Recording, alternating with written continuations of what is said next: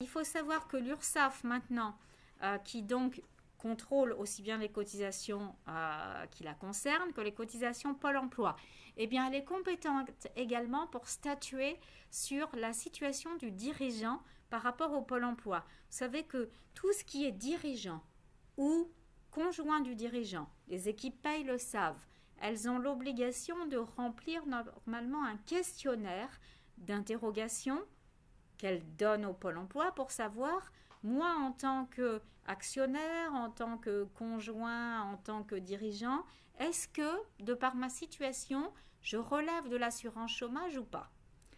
Pôle emploi vous rend une réponse. Si elle vous dit que non, vous ne cotisez pas au chômage, mais ça signifie également que vous ne bénéficiez pas de la réduction Fillon et du CICE. Eh bien là, l'URSSAF vous dit que si Pôle emploi ne sait pas positionné parce que, par exemple, Pôle emploi n'a pas été interrogé, eh bien l'URSSAF est compétente, elle, pour dire si oui ou non, lors d'un contrôle, vous avez bel et bien appliqué les bonnes règles par rapport à l'assujettissement. Le transfert des contrats de travail, quand on rachète une entreprise, eh bien on récupère l'entreprise, mais ses salariés. Et les contrats de travail sont automatiquement transférés. C'est une obligation légale, on ne peut pas faire autrement. Eh bien, sachez qu'en revanche, le règlement intérieur, il n'est pas transféré.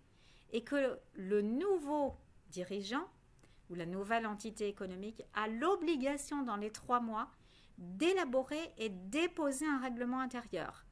Si elle ne le fait pas, attention, pas de règlement intérieur égale pas de pouvoir de disciplinaire et pas de pouvoir de licencier.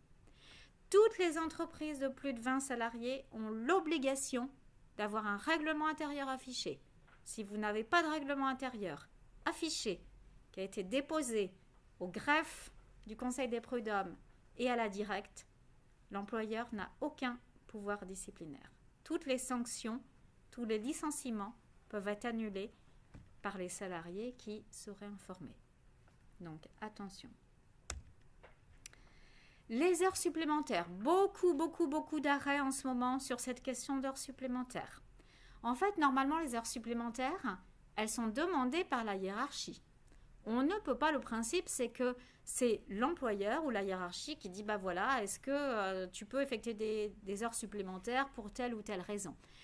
Un propre salarié ne peut pas dire « Ah tiens, moi je vais faire des heures supplémentaires pour mon travail ». Ça, c'était la règle à la base.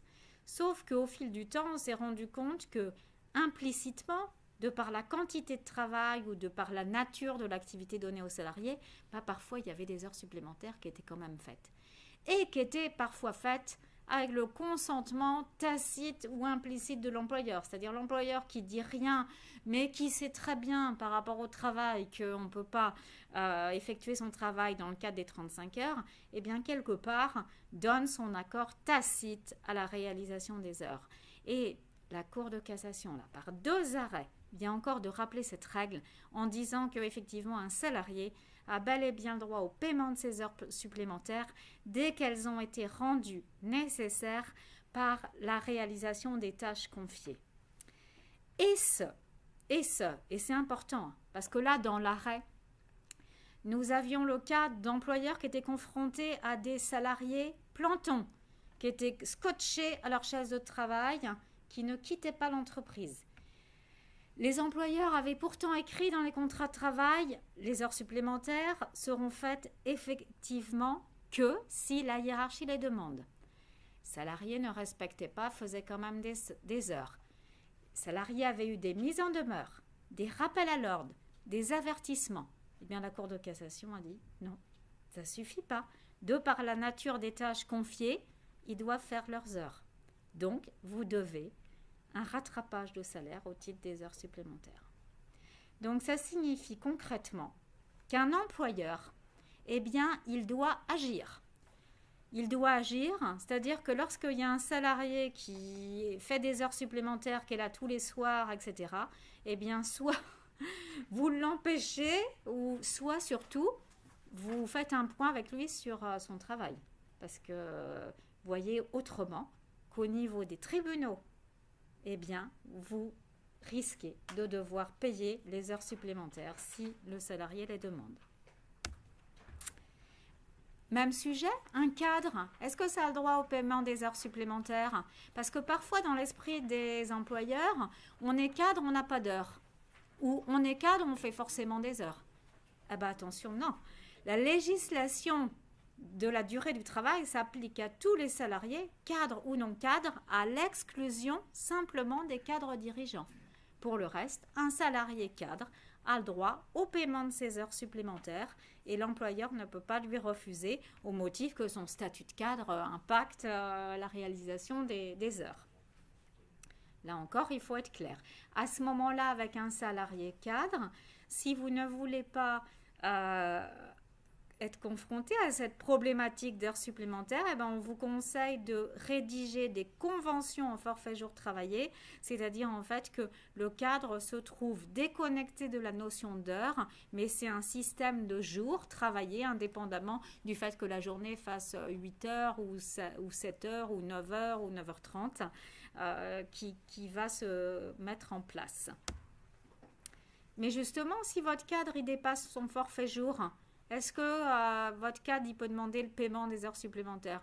Eh bien non, quand même. Justement, grâce à cette convention de forfait, là je vous ai noté un arrêt, une salariée qui était en convention de forfait jour, qui a demandé 55 000 € de rappel de salaire au titre de ses heures supplémentaires. On lui a dit non. Parce que justement, quand on est sous la formule d'une convention en forfait jour travaillé, eh bien on n'est plus sous la réglementation des heures supplémentaires. Donc ça ne marche pas d'aller demander des heures supplémentaires si on a fait plus de jours que ce qu'on devait faire d'après la convention. Est-ce que c'est possible dans un contrat de travail de prévoir dans une clause que le salarié peut être amené à travailler 2 jours, 2 nuits, enfin de voir on va dire la répartition de son temps de travail modifiée selon les nécessités de production ou les nécessités de fonctionnement de l'entreprise. On voit ça dans des trames types, beaucoup, y compris des trames types d'enseignes pour lesquelles on travaille. Attention, cette clause, elle peut être un peu dissuasive, mais dans les faits, eh bien, on ne peut pas librement décider qu'un salarié pourra être amené à travailler 2 jours, 2 nuits, n'importe quel jour de la semaine.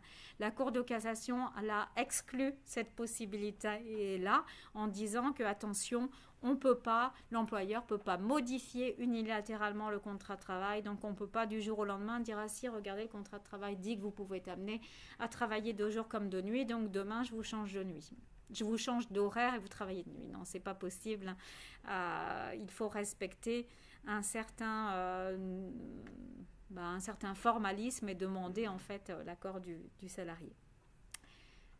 Ceci étant, et je vous le dis, attention, dans le cadre des accords de performance collective, on peut modifier toute l'organisation, la répartition du temps de travail, la durée de travail, la rémunération. Je vais vous faire un petit rappel tout à l'heure sur ce que c'est l'accord de performance collective.